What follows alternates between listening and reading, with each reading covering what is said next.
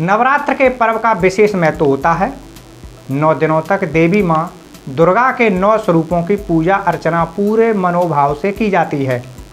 इस साल शारदीय नवरात्रि 3 अक्टूबर से शुरू होकर 12 अक्टूबर तक चलेगी। हिंदू धर्म में 9 दिनों का त्यौहार शक्ति और भक्ति का प्रतीक माना जाता है। इसमें माता की आराधना से जीवन सुखमय बनता है। नवरात्रि की तैयारियां काफ़ी समय पहले होने लगती हैं। ऐसा है, हमें तो सभी बनानी पड़ती है। एक मूर्ति बनाएंगे तो ज़्यादा एक अगर बनाते हैं तो कम से कम 3-4 दिन लग जाएंगे एक को बनाने में। कहाँ से शुरुआत होती है? शुरुआत होती है सांचे से लेके डाई सांचा बनाते हैं, फिर पीओपी घोल करते हैं, मूर्ति बनाते हैं।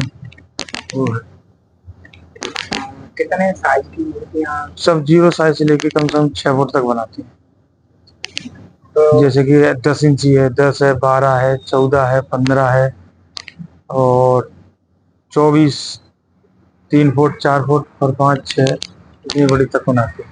उत्तर प्रदेश के फिरोजाबाद जनपद में उसानी गांव है, जिसमें देवी माँ की मूर्तियों का निर्माण एक पुरानी परंपरा है।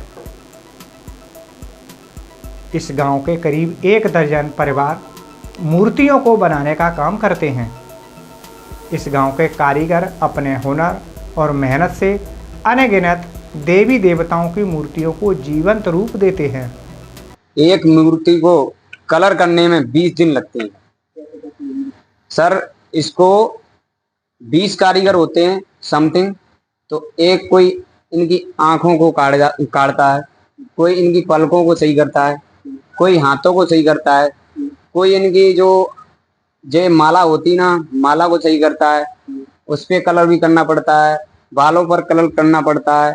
इसके सबके कारीगर अलग अलग होते हैं, तो हर एक कारीगर अलग अलग कलर करता है अपनी नॉलेज के हिसाब से। इसका शेर का भी कलर है, इसको भी अलग करना पड़ता है, इसका भी कलर अलग अलग होता है, आंखों का है, मुंह का है और उसके शरीर का है, सबका अलग अलग कलर करना पड़ता है। तो 20 दिन एक मूर्ति के अंदर कलर करने में लगता है।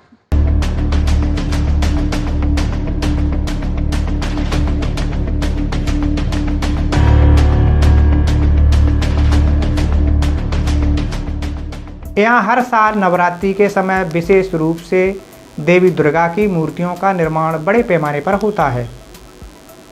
यहाँ मूर्तियों पर की गई नक्काशी काफ़ी प्रसिद्ध है। यहाँ की कारीगरी को देखकर कई राज्यों के व्यापारी मूर्तियों को लेने के लिए पहले से ही ऑर्डर लगा देते हैं, लेकिन फिर भी काफ़ी संख्या में व्यापारियों को माल न मिलने के कारण मायूस लौटना पड़ता है। उसानी गांव की मूर्तियां अपने अनोखे डिजाइन और हस्तकला के लिए प्रसिद्ध हैं। कारीगर जिन्हें पीढ़ियों से ये कला विरासत में मिली है, पुट्टी, प्लास्टर और फाइबर, जूट जैसी विभिन्न सामग्री का उपयोग करते हैं। ये मूर्तियां न सिर्फ स्थानीय स्तर पर बल्कि देश के अन्य हिस्सों में भी भेजी जाती हैं। कम से कम 2 महीने पहले तैयार करनी पड़ती है, बहुत मेहनत लगती है, कारीगर लगाने पड़ते हैं। एक मूर्ति का 10 बार हाथ में आती है। इसका प्रोसेस कहाँ से शुरू होता है? फरमाते हैं ना, बम्बई से फरमाते हैं, तो यहाँ बनाने पड़ते हैं, दुकान से लेके आने पड़ते हैं, यहाँ भी लेके आने पड़ते हैं। रॉ मटेरियल, कच्चा मटेरियल कहाँ से आता है? ये राजस्थान से आता है, गुजरात से भी आता है। तो किस समय ये ज्यादा चलता है ये धंधा? ये अभी चलता है नवरात्रि में। कहाँ के ऑर्डर आते हैं? दिल्ली है, अभी यूपी का है, हैदराबाद है, आगरा, इटावा है, यही चलता है। गांव के शिल्पकारों का कहना है कि उनके लिए ये केवल व्यवसाय नहीं बल्कि एक धार्मिक और आध्यात्मिक कर्तव्य भी है। नवरात्रि, दुर्गा पूजा और अन्य धार्मिक आयोजनों के समय इन मूर्तियों की मांग बढ़ जाती है। कई बड़े बड़े शहरों से लोग यहां आकर मूर्तियों का ऑर्डर देते हैं। कारीगर इस काम में पूरे वर्ष लगे रहते हैं, लेकिन त्योहारी सीजन के दौरान गांव की हलचल और बढ़ जाती है।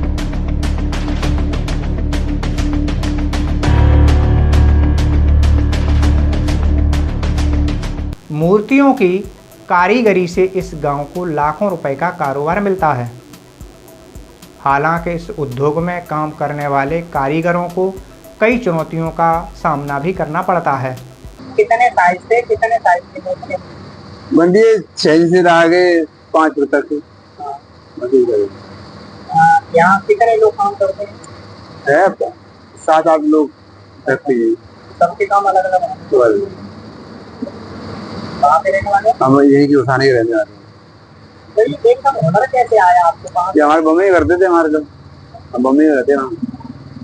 गुजरात है हमारा, कुछ नहीं काम हमारा ये। तो इसमें सरकार के द्वारा कोई मदद मिली है? अभी तक नहीं रही है, अभी दी नहीं हमने अभी तक। अब लेंगे, काम करेंगे तो लेंगे। इससे गुजारा हो जाता है?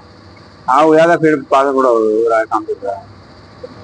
जैसे आदमी शौक करता है तो वो सारी चीज मेंटेन हो जाती है, केवल पेड़ नहीं करता है। पेड़ ही बर्बाद है, मेहनत ज्यादा है, ग्राहक पैसे नहीं दे पाता है हमें। आधुनिकता और प्लास्टिक की मूर्तियों की बढ़ती मांग के कारण इन कारीगरों की पारंपरिक मूर्तियां प्रभावित हो रही हैं।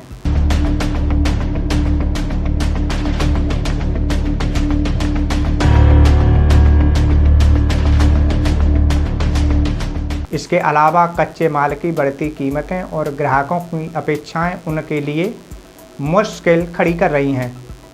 फिर भी उसानी गांव के कलाकार अपनी कला को जीवंत रखने के लिए लगातार प्रयासरत हैं। फिरोजाबाद के उसानी गांव में देवी मां की मूर्तियों का निर्माण न सिर्फ एक व्यवसाय है, बल्कि यह भारतीय संस्कृति और धार्मिक परंपरा का एक महत्वपूर्ण हिस्सा है। इन कारीगरों की मेहनत और समर्पण से यह कला पीढ़ी दर पीढ़ी जीवित है और इसे संरक्षित करने की आवश्यकता भी है। सप्लाई यहीं से हो जाती है, कहीं ग्राहक भी आ जाते हैं। अभी तो इस बार में दिल्ली वाले ग्राहक आए और अपने लोकल के इटावा है, सुखाबाद है, फिरोजाबाद है, इस जगह के सारे ग्राहक आए। तो इससे गुजारा हो जाता है? हाँ हो जाता है। ये आपने सीखा है या खुद से काम करते हैं? नहीं सीखा हुआ है, हमारा तो यही काम है। हाँ जी। कितने लोग इसमें हाथ बटाते हैं आप? इसमें 5-6 लोग लग जाते हैं। परिवार के कितने सदस्य? परिवार के सभी लोग लगते हैं। हाँ जी। तो क्या क्या करते हैं? सभी लोगों के काम कैसे क्या होते हैं? सबके अलग अलग रहते हैं, कोई कुछ करता है, कोई कुछ ना कुछ करते ही रहते हैं। मतलब ये है, कंप्लीट हमें ही करना पड़ता है। जैसे कलर है, कलर है तो कलर का काम हम जानते हैं, और भी लड़के हैं वो करते हैं कलर। सब्सक्राइब कीजिए न्यूज इन इंडिया को और बेल आइकन को दबाइए न्यूज से जुड़े लेटेस्ट वीडियोज सबसे पहले देखने के लिए।